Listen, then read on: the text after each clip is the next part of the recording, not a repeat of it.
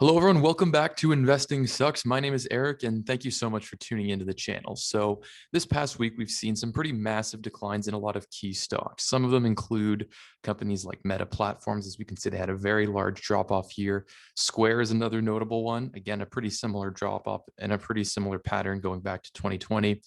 And another one would be PayPal. Now, I want to talk about PayPal in this video because I did a video on PayPal not too long ago. That was when it was at $180 a share. And at that price point, it did seem like an intriguing investment. And I did conclude that it is probably slightly undervalued at the time based on what was apparent to us at the time. So that was at $180 a share. And it's now since gone to about $126 a share. So a pretty massive drop off. And there was good reason for that. There was news came out that wasn't great for PayPal.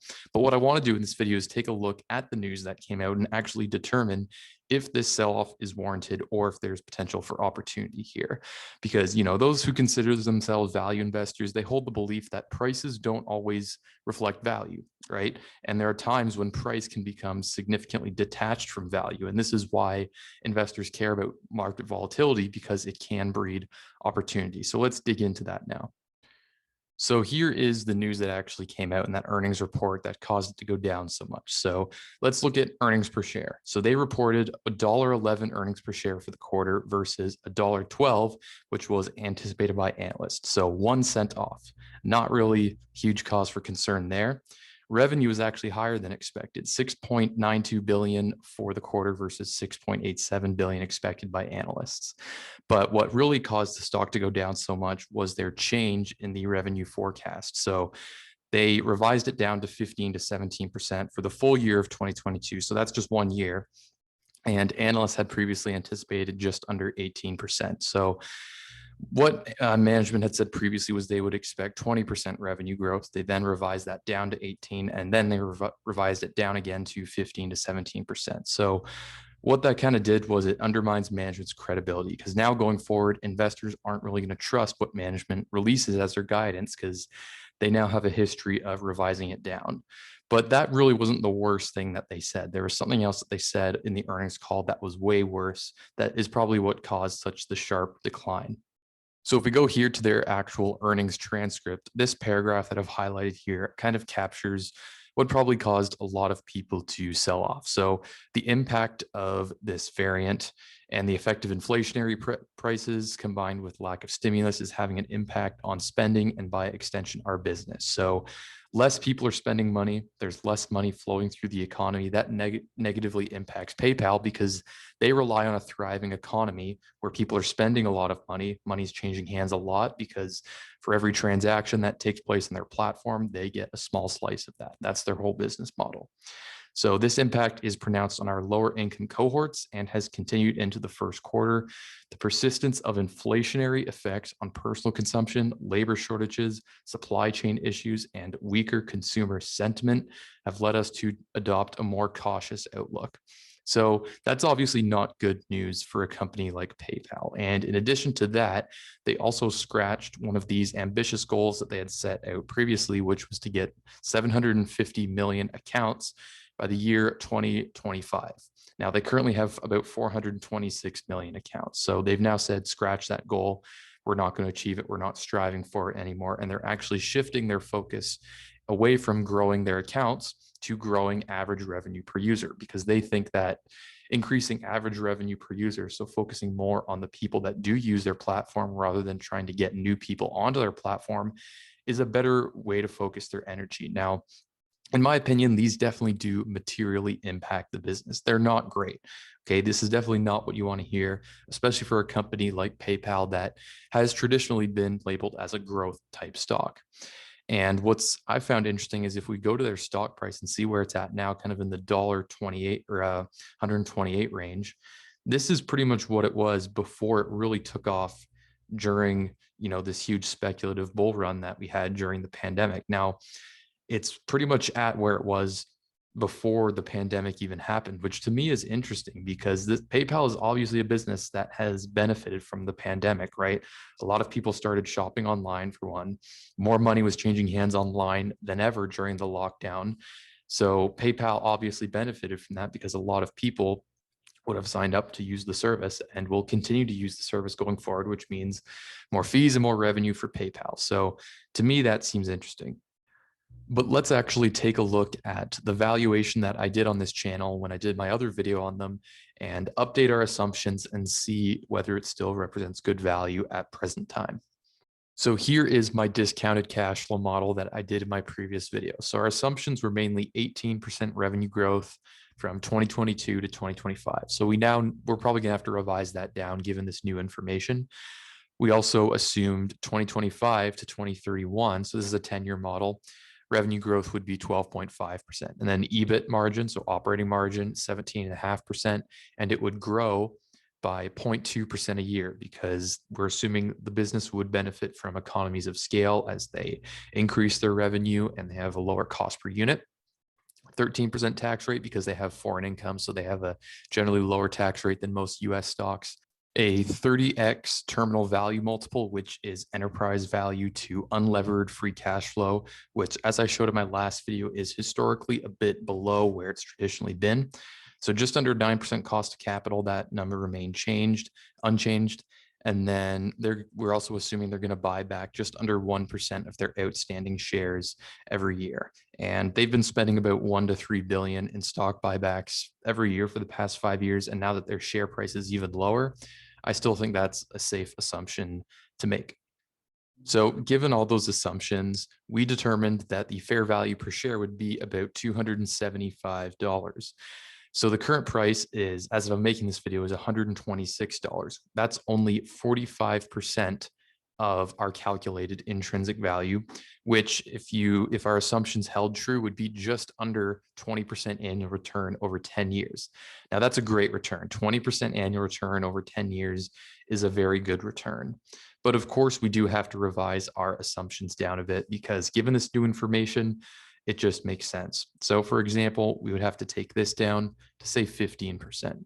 So this is 15% growth for 2022 to 2025. Now I'm going to leave this because it still is safe to assume that growth will taper off.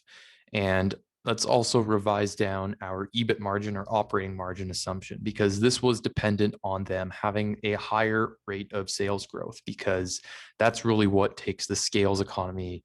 That's what you need for it to happen. So let's revise this down. Even 17.5% operating margin, that is historically high.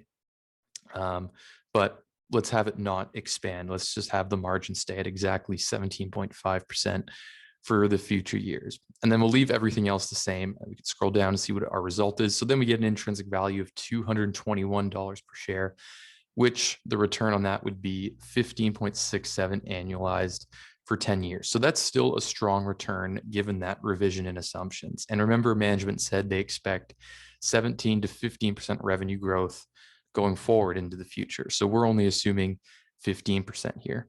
Now, I also did over here kind of a reasonability check for the 2025 revenue, because remember they said they're not going for 750 accounts. They've scratched that goal. So we can pretty much assume from that they're going to expect lower than that.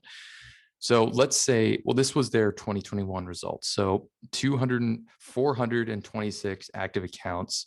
This was their revenue. So their average revenue per user was just under $60. Now over here is what their average revenue per user has done over the years. And you can see clearly it's been growing pretty consistently. So $46 in 2013, 49, 51, every year it's been going up. And as it stands now, it's just under $60. So if we assume 4 years out in the future in 2025, they have an average revenue per user of $65, which given this trend here does seem pretty reasonable to me. And then they don't have 750 million accounts. Instead, they have 675 million. That's really just an estimate by me to kind of get an idea of this. Then in that case, their revenue in 2025 would be $43.8 billion. Now, what I have in the model right now is below that. It's about $1 billion below that. So if you think this is reasonable, then our model is actually more on the conservative side when we assume 15% revenue growth. But of course, that does also mean 17.5% EBIT margin. So let's revise that down. Well, let's first see what the result is. So $221 in intrinsic value, that's 17.5%. If we revise that down to say 17%, that brings it down only a few dollars. So $214 and then 15. So let's 15% annual return. So let's say if it goes down to 16, so we're doing a bit of a sensitivity analysis here.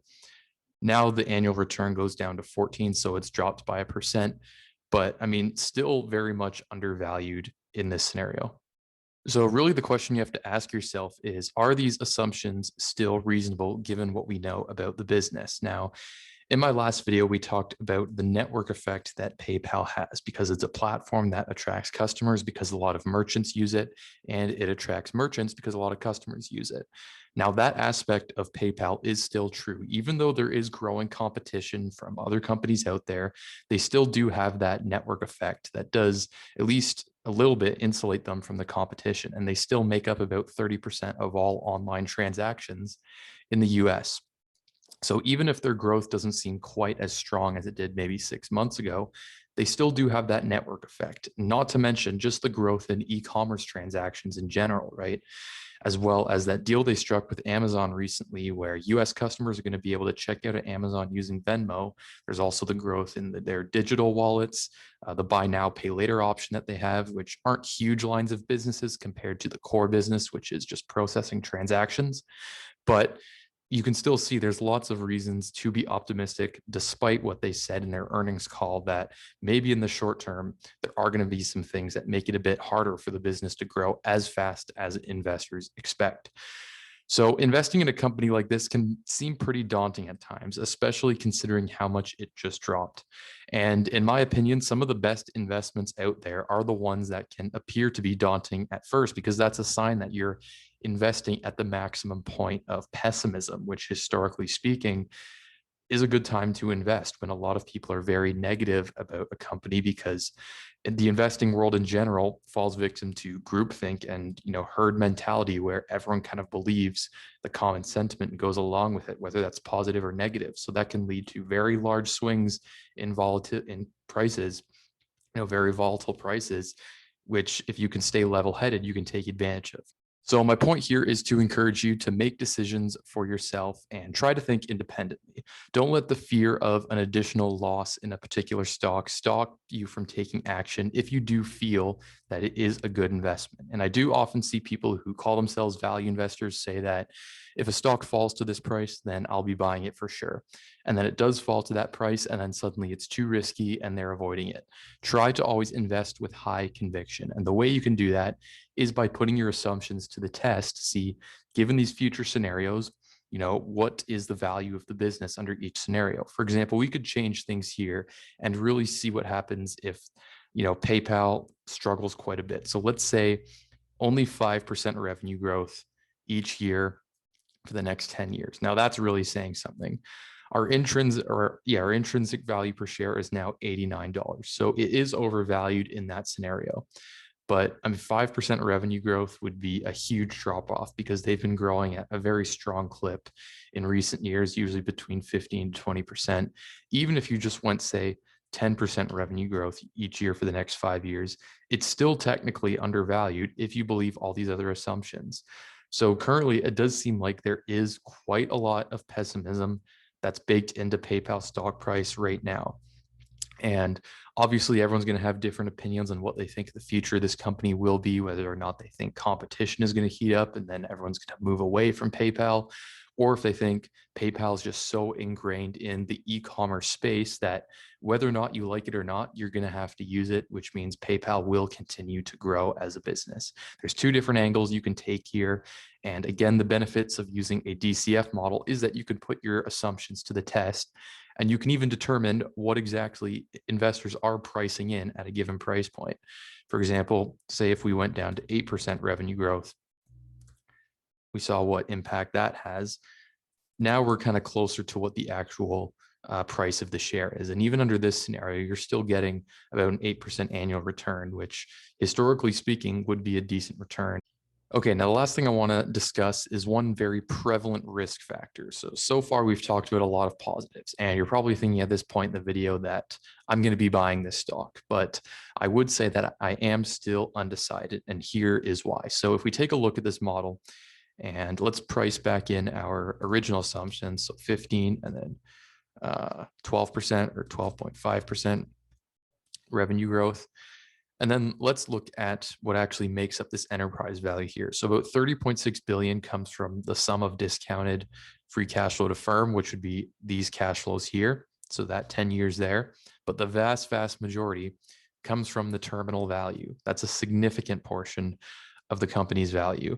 And the way we calculated that was we took a 30 multiple. So by assuming a 30 terminal value multiple here, you're implicitly saying that you don't think that PayPal is going to fall victim to the competition. Whether some new company comes in that has way lower fees than PayPal, you're basically saying this network effect they have is going to stay here for the next 10 years, 20 years, 30 years, and into the indefinite future. And that is a pretty bold assumption. I mean, it may very well be true, but you are still saying, you're being very optimistic in regards to PayPal's future by making that assumption. So you have to understand that as well, that when you do these models here, you got to understand what your assumptions mean, right? You can't just make an assumption and then determine that the company's undervalued and not actually understand what you're also assuming here. Because if we look at the actual revenue, we're basically saying almost 100 billion or 87 billion in revenue by 2031. Again, that assumes the network effect as well. E-commerce continues to grow strong, and probably they have all these other businesses like digital wallets, buy now, pay later, that continue to flourish, which in a very competitive landscape like payments processing, that's companies like Visa, MasterCard, Square, Affirm, you can't really say that with any certainty. It still might be true, but it is quite a risk. So clearly here you can see there's two very different ways you can look at PayPal. It's undervalued if you think that they will remain the market leader, but it's overvalued if you think that it's just a matter of time before a new competitor comes in and forces them to lower their fees. And the goal of my channel and me making these videos is not to just tell you what stocks to buy, but it's to educate the average retail investors out there on the risks and rewards of investing in different companies, and take you through my own personal thought process, and then let you decide for yourself whether or not you agree or disagree. But anyways, guys, that pretty much does it for this video. So thank you so much for sticking around and listening to what I had to say. If you did like it, then please leave it a like and subscribe if you're new to the channel and you like this type of content. And I'll see you in the next video.